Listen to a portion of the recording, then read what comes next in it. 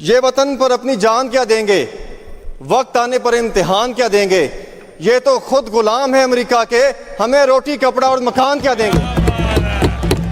جب 8 فروری کا الیکشن چوری ہوگا تو لوگ سوال کریں گے، جب ہمارے لیڈر کو ناجائز اندر رکھا جائے گا اور ہمارے سے نفرت میں آپ اتنا زیادہ بہ جاتے ہیں، آپ کچھ ایسی باتیں کرتے ہیں جو ہمارے دل کو لگتی ہیں۔ ایک لیڈر کو اس کی اہلیہ کو ان کی بہنوں سے نہیں ملنے دیا جا رہا ہر پچھلے 6 مہینے سے، تو جناب چیئر ہمارے دل اس ٹائم دکھی ہیں۔ فارم 47 سے بے شک آئے ہیں، ان کو پتہ ہے یہ کیسے آئے ہیں، لیکن مجھے بتائیں کہ آج انہوں نے تعریفیں کی ہیں، کیا یہ اس دن کی بھی تعریف کریں گے جب رانا ثناء اللہ کو اٹھایا گیا تھا اور ان کے بال کاٹے گئے تھے؟ جناب چیئر جب زیادتیاں ہوں گی سوال اٹھیں گے۔ چاہتا ہوں امجد علی جاوید صاحب میرے بھائی چلے گئے، جوش خطابت میں وہ کچھ غلط فرما گئے کہ گیدڑوں کی فوج کا سپہ سالار اگر شیر آ جائے تو گیدڑ بھی شیروں کی طرح لڑتے ہیں۔ جناب چیئر اس فوج کا ایک ایک سپاہی شیر ہے اور شیر کا بچہ ہے، شیروں کی طرح لڑتا ہے۔ ہمیں یہ شو یہ کیا جاتا ہے کہ شاید ہم اس ملک کے غردار ہیں، ہماری ضرورت پڑے گی، خدا کی قسم ہم خود جنگ لڑنے کے لیے تیار ہیں۔ جناب چیئر خدا کی قسم اپنی جانیں دینے کے لیے تیار ہیں، اپنی آئینی حدود سے وہ باہر نکلے گا تو سوال اٹھیں گے۔ جناب چیئر جب 8 فروری کا الیکشن چوری ہوگا تو لوگ سوال کریں گے، جب ہمارے لیڈر کو ناجائز اندر رکھا جائے گا۔ آپ آئے ہیں یہاں پر 2 سال ہو گئے آپ کو دیکھتے ہوئے، بہت آپ اچھی باتیں بھی کرتے ہیں، لیکن کبھی کبھی میں دیکھتا ہوں کہ آپ محبت میں فلو میں بہ جاتے ہیں اور ہمارے سے نفرت میں آپ اتنا زیادہ بہ جاتے ہیں، آپ کچھ ایسی باتیں کرتے ہیں جو ہمارے دل کو لگتی ہیں۔ آپ مجھے بتائیں کہ آپ کا لیڈر اگر اندر ہو اور 6 مہینے سے اس سے ملاقات نہ ہو رہی ہو، اس کی آنکھ کا مسئلہ ہو، تو جناب شہر آپ کے دل پہ کیا گزرے گی؟ ابھی اسپیکر صاحب بیٹھے، ابھی آج نہیں بیٹھے، ورنہ ان سے میں نے ایک بات کرنی تھی کہ وہ کہتے ہیں کہ اپوزیشن اور حکومت ہمیشہ بڑے پیار اور محبت سے چلتے ہیں، لیکن کبھی بھی ایسے صورتحال کبھی نہیں رہی کہ ایک لیڈر کو اس کی اہلیہ کو ان کی بہنوں سے نہیں ملنے دیا جا رہا ہر پچھلے 6 مہینے سے، تو جناب چیئر ہمارے دل اس ٹائم دکھی ہیں۔ رانا شہریار صاحب بیٹھے ہوئے ہیں، فارم 47 سے بے شک آئے ہیں، ان کو پتہ ہے یہ کیسے آئے ہیں، لیکن مجھے بتائیں کہ آج انہوں نے تعریفیں کی ہیں، کیا یہ اس دن کی بھی تعریف کریں گے جب رانا ثناء اللہ کو اٹھایا گیا تھا اور ان کے بال کاٹے گئے تھے؟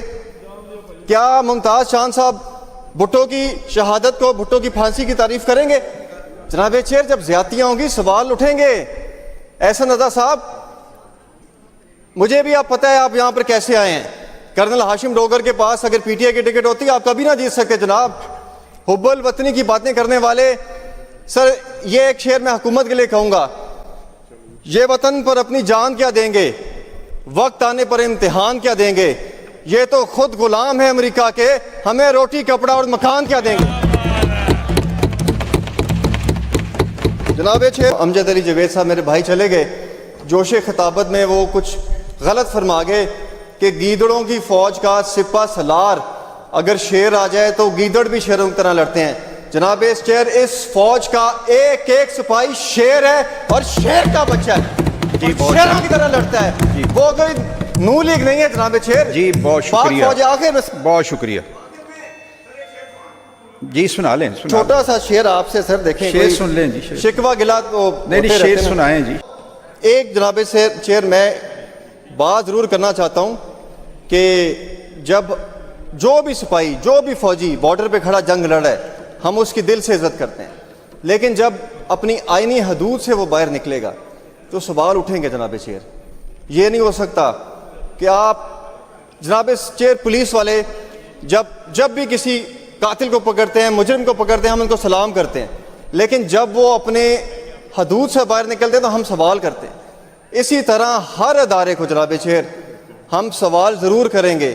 آپ سے کرنا چاہتا ہوں کیونکہ اقبال کہتا ہے کہ دل سے جو بات نکلتی ہے اثر رکھتی ہے، پر نہیں مگر طاقت پرواز رکھتی ہے۔ جناب چیئر آج کا دن، آج سے 1 سال پہلے وہ دن ہے کہ جب ہماری پاک فوج نے ہندوستان کے ناپاک ارادوں کو نیست و نابود کیا۔ بہت اچھی تقریریں کی میرے گورنمنٹ سائیڈ کے دوستوں نے اور ہمارے اپوزیشن کے۔ آج بہت اچھا دن ہے، ہم نے بڑے یونٹی کے ساتھ ہاؤس کو چلایا جناب چیئر۔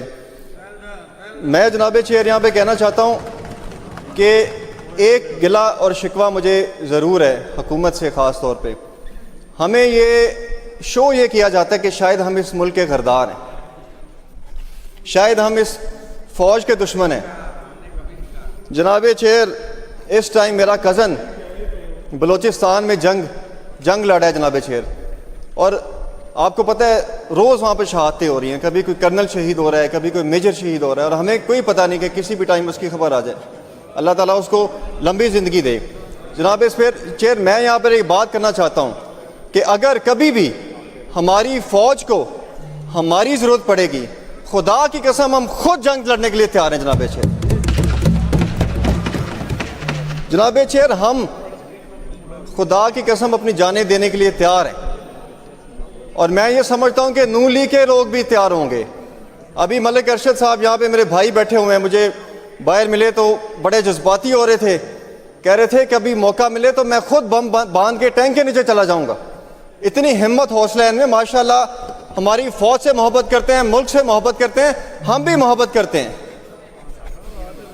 اور کچھ جو سمجھا میرے شکوے کو تو رضوان سمجھا، مجھے جنت سے نکالا ہوا انسان سمجھا. جی ناظرین، آپ نے پنجاب اسمبلی کے اجلاس میں پاکستان تحریک انصاف کے رکن اسمبلی خالد اقبال ڈوگر کی دھواں دار تقریر سنی. انہوں نے حکومت اور اسٹیبلشمنٹ دونوں کو آڑے ہاتھوں لیا. انہوں نے کہا کہ وطن پر اپنی جان کیا دیں گے، وقت آنے پر امتحان کیا دیں گے، یہ تو خود غلام ہیں امریکہ کے، ہمیں روٹی اور کپڑا مکان کیا دیں گے. ان کے مطابق جب 8 فروری کا الیکشن چوری ہوگا تو لوگ سوال تو کریں گے. لوگ پوچھیں گے کہ مینڈیٹ ہم نے تحریک انصاف کو دیا اور آپ نے ہمارے اوپر یہ جو فارم 47 والے ہیں ان کو بٹھا دیا. جب ہمارے لیڈر کو ناجائز طور پر جیل میں رکھا جائے گا تو سوال تو اٹھیں گے، اور جب آئینی حدود سے باہر نکلا جائے تو عوام خاموش نہیں رہیں گے. خالد اقبال ڈوگر نے کہا کہ ایک سیاسی رہنما کو مہینوں تک اپنی اہلیہ اور بہنوں سے ملاقات کی اجازت نہ دینا بنیادی انسانی حقوق کی خلاف ورزی ہے. انہوں نے فارم 47 کا حوالہ دیتے ہوئے دعویٰ کیا کہ جن لوگوں کو اقتدار ملا وہ بھی جانتے ہیں کہ وہ کس طرح آئے ہیں، یعنی وہ فارم 47 کے ذریعے آئے ہیں. ان کو عوام نہیں لے کر آئی بلکہ ان کو ہم پر مسلط کیا گیا ہے. اسی لیے عوام کے ذہنوں میں موجود سوالات کا جواب ان کو دینا ہوگا.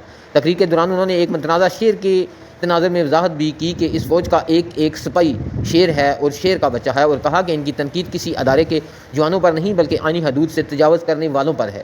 انہوں نے زور دے کر کہا کہ پاکستان کی عوام اپنے وطن سے محبت کرتے ہیں اور ہم بھی اس ملک سے محبت کرتے ہیں. ہم اپنے ملک کے لیے جانیں دینے کے لیے بھی تیار ہیں، لیکن یہ ہے کہ ہر ادارے کو اپنی آئینی حدود کے اندر رہ کر کام کرنا چاہیے. جب وہ آئینی حدود سے باہر نکلیں گے پھر ان سے سوال کرنا تو ہمارا حق ہے. ناظرین، آپ اسار ڈوگر کی آج کی اس دھواں دار تقریر کے بارے میں کیا کہنا چاہیں گے؟ آپ اپنی رائے سے ہمیں ضرور آگاہ کریں. نیکسٹ ویڈیو تک مجھے دیں اجازت.